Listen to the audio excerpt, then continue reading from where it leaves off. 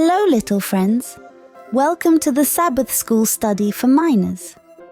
This week's lesson is titled Sharing the Word with the memory verse. And we know that in all things God works for the good of those who love Him, who have been called according to His purpose. Romans 8:28. The message tells us God's love unites us and brings us joy. Now, listen to the story for this week. How would you feel if you had to leave the only home you've ever known because of something you didn't even do? We often read about people who had to flee a place because of persecution.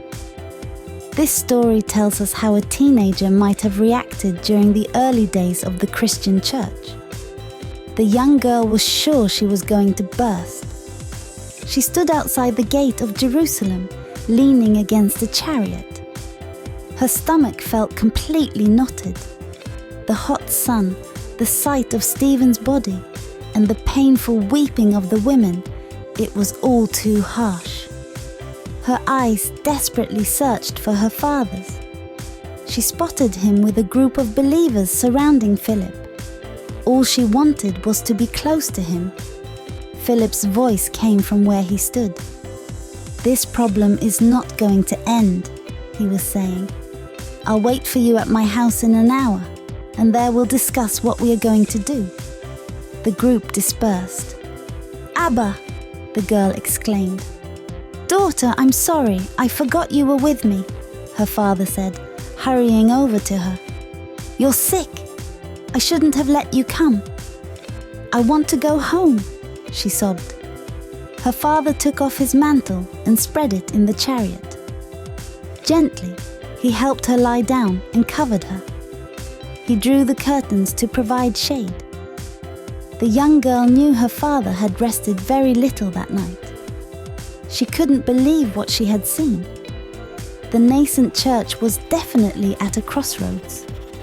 She was beginning to understand how great a threat the Jews saw in the Christians. And that man, Saul, made her shudder. Though he hadn't taken any stones to throw at Stephen, Saul seemed to approve of what they did to Stephen. When they arrived home, her father went to the back of the cart to help his daughter. "Feeling better?" he asked. She just smiled at him. Her head and stomach felt better again. She quickly went inside to prepare for the meeting.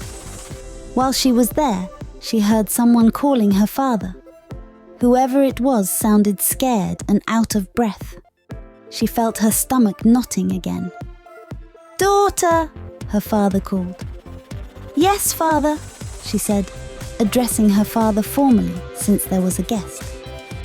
"Bring our guest some water. The meeting will be here instead of at Philip's house." When everyone arrived, her father introduced the man who had spoken at the beginning.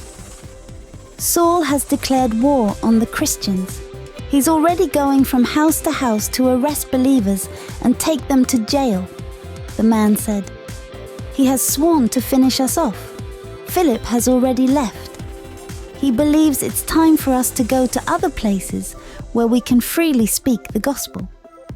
"Is Samaria one of those places?" her father asked. The speaker smiled. "Before he left, the Lord said we would be His witnesses in Samaria. Remember?" They all nodded. "Philip and I think the time has come." The girl's head began to ache again. Leave Jerusalem and her home? The tears she had held back ran down her cheeks again. To talk to her father, she waited until everyone had left. "Abba," she said. "Are you still up?" her father asked her. "When are we leaving Jerusalem?" the girl wanted to know. "Probably in a couple of weeks." "Oh," she murmured. "I know it's not easy, but we must go," he said. "There's no longer any safety for us here." 2 weeks later, they left Jerusalem for the north. The girl was amazed at how quickly everything had been arranged. They had packed only what they could carry in their carriage. The news of Philip in Samaria had already reached the believers. A good number of Samaritans had gathered to hear Philip preach. Philip had impressed them not only with his words, but also with signs. He had healed the sick and cast out demons, convincing the Samaritans that his message about Jesus was true. They were grateful for the attention and respect Philip had shown them. The young girl and her father were moving to Phoenicia. That place was quite far away.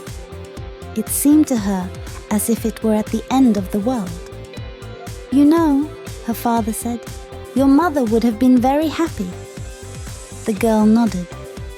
Before her mother died, she had made her husband promise to bring the good news to her family in Phoenicia. "We probably should have moved to Tyre a long time ago," her father continued. She thought of the house where she had lived all her life. She imagined the faces of her friends whom she would never see again. Then her thoughts turned to her mother's family and how she could bring them the news of Christ's resurrection. "You know, Father," she said. Her father turned from where he was walking beside his donkey and looked at her. "Isn't it strange that this persecution, which has been so terrible, has brought some good?" His smile told her yes. If you want to know more details, look in your Bible at the citation Acts 8:18. You can also find more in the Acts of the Apostles in chapter 11. Support this content by sharing and subscribing to the channel. May God bless you abundantly. See you next week.